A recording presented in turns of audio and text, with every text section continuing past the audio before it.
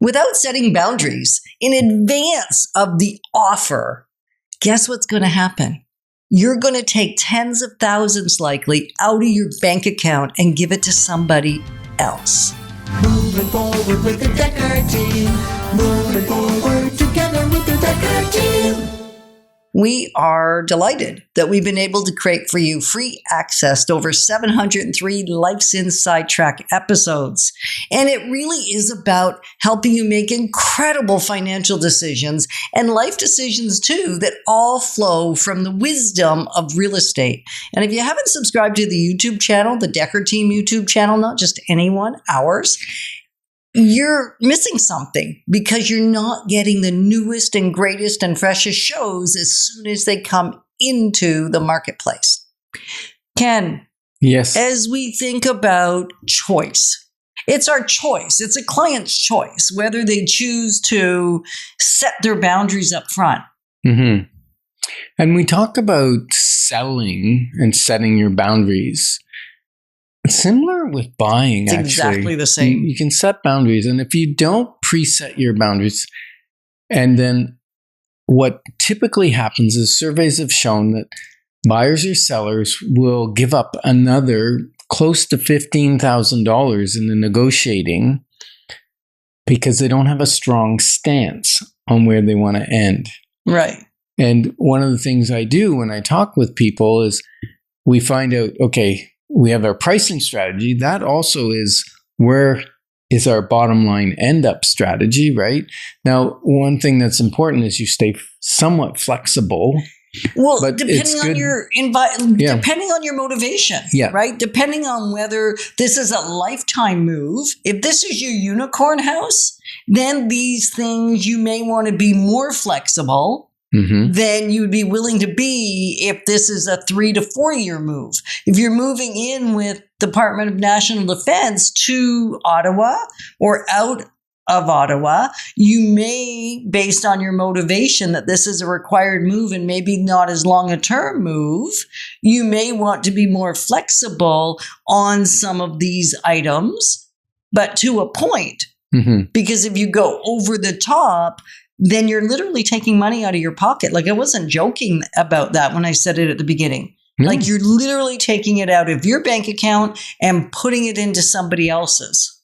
Yeah. And sometimes if you don't have clear boundaries, you may make unnecessary concessions, like giving away the hot tub that you plan to move or something of that nature, right? And we're looking to protect you. So first of all, when we price, we have this is what we're going to ask. This is kind of our bottom line, hopefully, right? That's our goal. Well, based on data, like we talked about precision data. Yeah, absolutely. And being able to interpret the data. Because we didn't talk about that in segment A, and yet it's essential that you rely a little bit. Well, first you got to trust the realtor you're working with. If you don't trust us, don't work with us. If you trust us, work with us. Because what we're going to do is be able to guide you through interpreting the data, because when we interpret it through the lens of our emotions and our feelings and our money we've spent on the house and all these outside factors, we probably don't get the right answer because it's biased, right? Whereas our analysis is educated. 36 years experience hopefully gives us an ability to read between the lines and understand what's happening in the market, not just looking at history, but also knowing what things buyers typically will substitute for value inside a house. Yep. Right? It's also a poker game, I think, Yetta, a little bit, because sometimes we as realtors, you talked about our experience, we get to read the other realtor and the silent clues that you said, reading between the lines. We get to understand from their point how excited the buyer is about this property or what their motivation is by doing some delving into and some questions and listening carefully with a trained ear. It's like somebody that plays piano, right? And they have a trained ear and they can listen to a song and then play it. Well, that's not me. I don't have training that way. But you and I training for negotiating and listening for the silent clues, the pauses, the non-pauses, the whatever it is, very, very acute hearing for right. And Candace and Ryan have been around it since they were basically born. And then for over 15 years held real estate licenses and broker licenses, Ryan. And so therefore their ability is equally as good as our ability to be able to hear what's being said, but also hear what's not being said and be able to draw that out.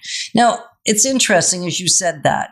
I take for granted, and maybe you do too, that the realtor you're working with is actually going to pick up the phone and be positioned to have this conversation. And here's what I've learned way too many times is that agents do not necessarily pick up the phone to learn what there is to learn so that you as a client is better positioned to make a solid decision through the process. Do I be flexible on my boundaries? Does it make sense in this situation? Or does it make sense that I tighten my boundaries versus loosening my boundaries because we learn that a buyer is moving here. This is their first choice. They don't have a viable second choice. And they are moving here because they've already sold their house in another city and there's no real other option for them. Then as a seller, you're going to be a little bit tighter. Yeah. You're going to tighten your boundaries. Yeah. And likewise, if you're a buyer and we discover potentially that the seller has already bought a home and they have a firm closing date and you assessing and shifting maybe on your closing date will give you access to potentially tens of thousands of dollars. That's valuable information to know. So knowing that your realtor, and so if you want a realtor that will actually pick up the phone, we pick up the phone a lot. Yeah. And when we do, and not just pick it up and look at it, but pick it up and call somebody and have a great conversation.